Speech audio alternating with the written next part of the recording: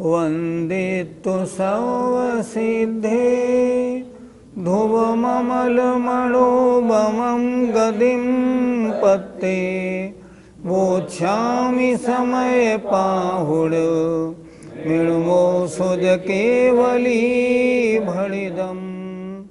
पंच परमेष्टि भगवान की जय हो। ज्ञान भाव अज्ञान भाव की चर्चा अच्छी तरह चल रही है। अज्ञान भाव मिथ्यात्व, अविरति, कषाय और योग रूप है।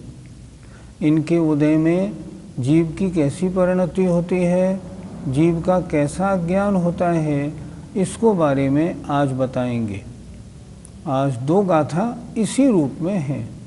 गाथा नंबर 140 निकालिए। मीच्छतस्य दूदो जम जीवाणम् अतच्छ सद्दहनम् असंयमस्य दूदो जम जीवाणम् अविरदत्तम्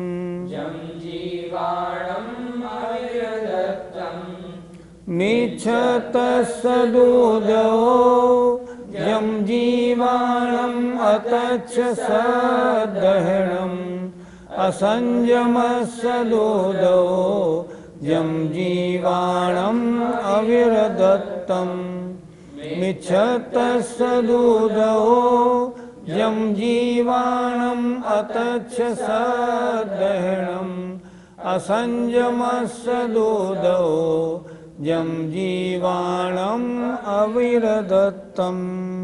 मिच्छतस्सो मिथ्यात्व का उदो उदय है।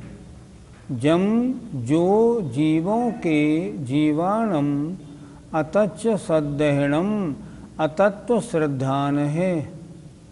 अर्थात जीवों के जो अतत्व श्रद्धान होता है वो मिथ्यात्व का उदय है।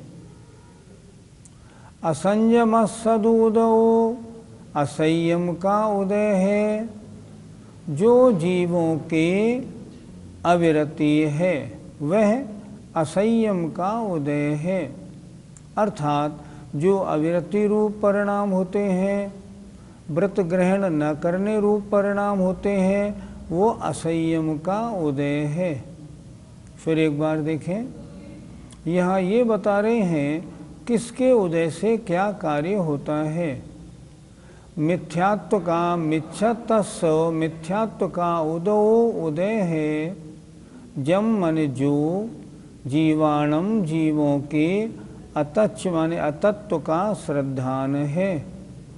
जिस जीव के तत्व का श्रद्धान नहीं, तत्व का उल्टा श्रद्धान हो रहा है, कारण क्या है? मिथ्यात्व का उदय है। असंयम सदूदो असंयम का उदय है। जो जीवों के अविरति है, अर्थात व्रत लेने का उत्साह नहीं है, वो क्या है? वो असंयम का उदय है। असंयम का उदय जब होता है तब जीवों के व्रत लेने के परिणाम नहीं होते। अर्थ देखें, जीवों के जो अतत्व रूप श्रद्धान होता है वह मिथ्यात्व का उदय है। उन जीवों के जो त्याग भाव का अभाव है वह असंयम का उदय है। पंडित जी, असंयम के उदय को हम कैसे कमजोर बनाएं? हम चरणान योग के ग्रंथों का स्वाध्याय करें। उससे हम ये देखें चारित्र धारण करने का क्या महिमा, क्या महत्व है। चारित्र धारण करने से कैसी निर्जरा होती है। आचार्यों ने लिखा है सम्यक दृष्टि के प्रति निर्जरा नहीं होती, लेकिन अगर वो प्रतिमा धारण कर ले, व्रती बन जाए तो 24 घंटे निर्जरा होती है। चारित्र की इतनी महिमा है, अपने आप को चारित्र की ओर अग्रसर करे। जो चारित्र को धारण करने वाले हैं उनकी संगति करे। मुनियों के पास जाए, उनकी चर्या को देखे, चर्या देख के अपना भाव बनाए, हे भगवान मैं ऐसा कब बनूं। और उस तरह निरंतर अगर उनके पास रहेगा, आएगा और जाएगा तो चारित्र की ओर मन लगेगा ही लगेगा, और अगर उनके पास जाएगा ही नहीं तो चारित्र की बात कैसे होगी, नहीं हो पाएगी। इसलिए चारित्रवान की संगति करने से असंयम का उदय कमजोर होता है, व्रत लेने के भाव बनते हैं। 140 का पद्यानुवाद देखिए। अज्ञान का उदय आत्म में जभी हो, हे आत्मज्ञान मिटता उल्टा सभी हो। मिथ्यात्व के उदय में पर को निजात्मा, हे मान भूल करता बनता दुरात्मा। गाथा नंबर 141 देखें अब। अण्णाळस्य दूधवो,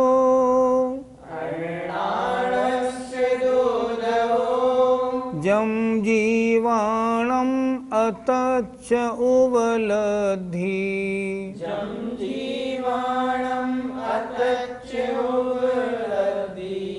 जो दुख साउबओगो,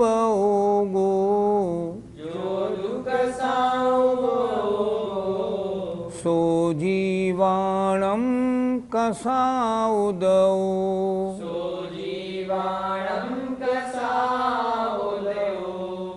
अण्णाळस्य दूधवो, जम जीवाणम अतच उबलद्धि, जो दुख साउबओगो, सो जीवाणम कसाउदो।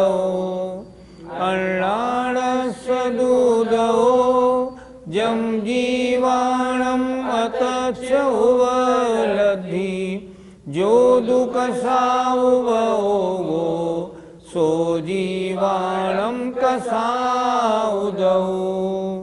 अण्णाळस्य अज्ञान का, जो उदवो उदय है, क्या करता है, जो जीवाणम जीवों के अतच उपलब्धि विपरीत ज्ञान है। क्या मतलब, विपरीत ज्ञान अज्ञान के उदय से होता है। आगे देखें। जो दुकसा उबओगो, और जो उपयोग का मैलापन है, अर्थात आत्मा में कषाय के उदय होने पर जो शुभ अशुभ रूप परिणाम होते हैं, सो जीवाणम कसाउदो, वह जीवों के कषाय का उदय है। कषाय के उदय से जीवों के उपयोग में शुभ अशुभ रूप मैलापन होता है। फिर एक बार देखें। अण्णाळस्य दूधवो, जो अज्ञान का उदय है, जम क्या करता है, जो जीवों के विपरीत ज्ञान है, अर्थात विपरीत ज्ञान का होना अज्ञान के उदय से है। और जो दुकसाउबओगो, अर्थात जो उपयोग में मैलापन है, सो जीवाणम कसाउदो, वह जीवों के कषाय का उदय है। अर्थ, इसी प्रकार उनका जो स्वरूप का अन्यथा जानना है, वे अज्ञान का उदय है, तथा जो जीवों के उपयोग का मैलापन है, वह कषाय का उदय है। पंडित जी, अज्ञान के उदय से क्या होता है? अन्य पदार्थों के साथ जो अपनत्व की बुद्धि है, ये अज्ञान है। मैं इन सब पदार्थों से, स्त्री पुत्र मकान आदि से भिन्न हूँ, इसका नहीं होना और इनके साथ जो एकत्व का अनुभव होता है, वह अज्ञान का उदय है। अज्ञान में जब इन वस्तुओं का वियोग होता है, तो वो अज्ञानी जीव तिलमिला जाता है, सब धर्म को छोड़ देता है और सोचता है ये क्या से क्या हो गया, अब मेरा क्या होगा।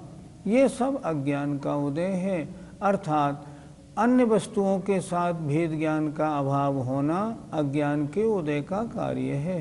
पंडित जी, कसाय के उदय में क्या होता है? जब कषाय का मंदोदय होता है तो शुभ कार्यों में प्रवृत्ति होती है, और जब कषाय का तीव्र उदय होता है तो अशुभ कार्यों में प्रवृत्ति होती है। इस कषाय ने क्या किया, हमको शुद्धोपयोग से दूर कर दिया।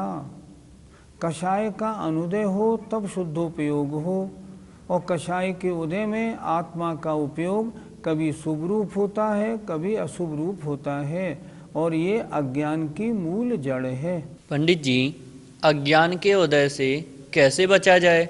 जिन पंडित हुकुमचंद जी बयाना वालों ने हमको अध्ययन कराया था, वो कहते थे कि अगर दान देना है तो सबसे पहले दान देने की बजाय क्या करो, पहले एक विद्वान रखो और उससे अध्ययन करो। अगर अध्ययन नहीं है तो सारे जितने कार्य हैं ना, उन कार्यों का यथार्थ कुछ मतलब नहीं निकलता। अगर आपने शास्त्रों का क्रम से अध्ययन नहीं किया तो आपको तत्व ज्ञान नहीं है, भेद ज्ञान नहीं है, तो आप उपवास करें या पूजा करें, तीर्थ यात्रा करें या दान दें, उनका वो महत्व नहीं, क्योंकि अभी सम्यक दर्शन नहीं हुआ। सम्यक दर्शन तो कब होगा, जब सम्यक दर्शन के लिए शास्त्रों का अध्ययन, उनका चिंतन, उनका धारण और पक्का निर्णय बनेगा कि शास्त्रों में जो लिखा है ये बिल्कुल सही है, मैं अकेला हूँ, मेरा दूसरा कोई पदार्थ नहीं, जितने ये पदार्थ दिखाई पड़ते हैं ये सारे के सारे मुझसे भिन्न हैं, मैं तो अकेला आया हूँ, अकेला जाऊँगा, अपने किए का फल स्वयं अकेला ही भोगूंगा। जब तक सम्यक्त रूप श्रद्धान नहीं बनता है तब तक व्रत उपवास आदि करने की ज़्यादा महिमा नहीं बनती, फल ठीक नहीं मिल पाता। तो वो कहते थे पंडित जी, सबसे पहले विद्वान रख के ज्ञान तो प्राप्त करो। तो अज्ञान के उदय से जो भेद ज्ञान का अभाव है, अगर उससे बचना है, शास्त्रों का विधिवत स्वाध्याय किया जाए और क्रम पूर्वक करें। अपने जैन आगम में शास्त्रों में सब कुछ दिया है, और आजकल तो संस्कृत और प्राकृत की हिंदी मौजूद है सब जगह। तो जहाँ हिंदी है, अगर उसका अध्ययन करें अपन, तो अपन बिल्कुल अपने भेद ज्ञान में अच्छी रुचिवान बन सकते हैं। निर्णय बनाएं, स्वाध्याय में हमें अपना मन लगाना है, अपने शहर में एक विद्वान रख के ज्ञानी बनना है, तब अज्ञान का उदय हटेगा। पंडित जी, कषाय के उदय को कैसे कमजोर किया जाए? कषाय के उदय के जो निमित्त हैं उनसे हम दूर रहें।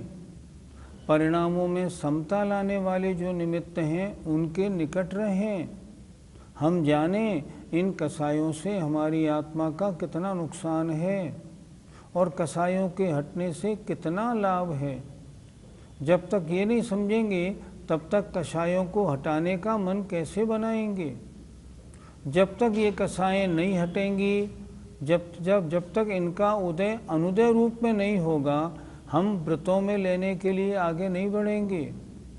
और अगर व्रत लेने के लिए आगे नहीं बढ़े हैं तब तो हमारा जीवन ही निष्फल हो जाएगा। संवर निर्जरा में क्या होगा, कुछ भी नहीं हो पाएगा। हमारे गुणस्थान आगे कैसे बढ़ेंगे। अभी तो पहले में है, मान लो सम्यक होने पर चौथे में हो गए, अब इससे आगे कैसे बढ़ेंगे। कषाय के उदय को कमज़ोर करने के लिए चारित्र में अपनी प्रवृत्ति बढ़ाएं। हम सोचते हैं नहीं व्रतों को धारण नहीं कर पाएंगे, लेकिन क्यों नहीं धारण कर पाएंगे। जो लोग धारण कर रहे हैं आज आचार्य के साथ 300-400 पीछियाँ हैं, क्या ये हमारे जैसे इंसान नहीं। जब इंसान हैं तो फिर हम आगे क्यों नहीं बढ़ सकते, चारित्र धारण क्यों नहीं कर सकते। बिना चारित्र के निर्जरा कहाँ से होगी। चारित्र नहीं तो जीवन ही निष्फल है। इसलिए ऐसा विचार करेंगे तो कषाय का उदय कमज़ोर होगा, व्रतों के धारण में हमारी प्रवृत्ति बनेगी। याद रखिए, जीवन की सफलता जब ही है जब व्रतों को धारण करें।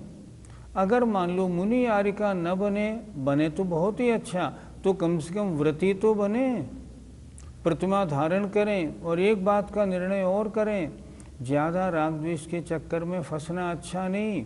एक निश्चित उम्र के बाद सबसे ज़्यादा राग द्वेष का कारण है अपना परिवार और घर उससे दूर हो जाएं। किसी आश्रम में किन्हीं महाराज के निकट रहने लगें ताकि कषायें कमज़ोर पड़ें और व्रतों में प्रवृत्ति बढ़े। पंडित जी, कसाय किसे कहते हैं? जो आत्मा को कसे या दुख दे उसका नाम कषाय है। सारा संसार में जितनी हमारा अभी तक अनंत संसार चला आ रहा है, इसके मुख्य कारण दो हैं, एक मिथ्यात्व और एक कषाय। किसी तरह से मिथ्यात्व को दूर करना है और उसके बाद इन कषायों को कमज़ोर करना है। हमें अपने अंदर प्रसम भाव लाना है, कषायों की मंदता, और व्रतों के धारण में अग्रसर होना है। जैसे जैसे व्रतों के धारण में अग्रसर होंगे आत्म पुरुषार्थ होगा और कषायें अपने आप शिथिल हो जाएंगी।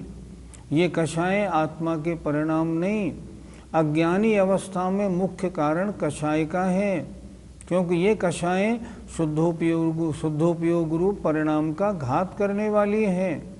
ये शुभ और अशुभ कार्यों में लगाने वाली हैं, इसलिए इनको छोड़ना है। आत्मा को कसने वाली कषाय होती हैं, ये बहुत दुख देती हैं, इसलिए इनसे जितना बचें उतना अच्छा है। गाथा 141 का पद्यानुवाद देखिए। आत्मा स्वयं जब संयम से घिरेगा, स्वच्छंद हो विषय सेवन ही करेगा, कालुष्य की सघन कालिख से लिपेगा, आत्मा कषायमय दीपक ज्यों जलेगा। जय जिनेन्द्र।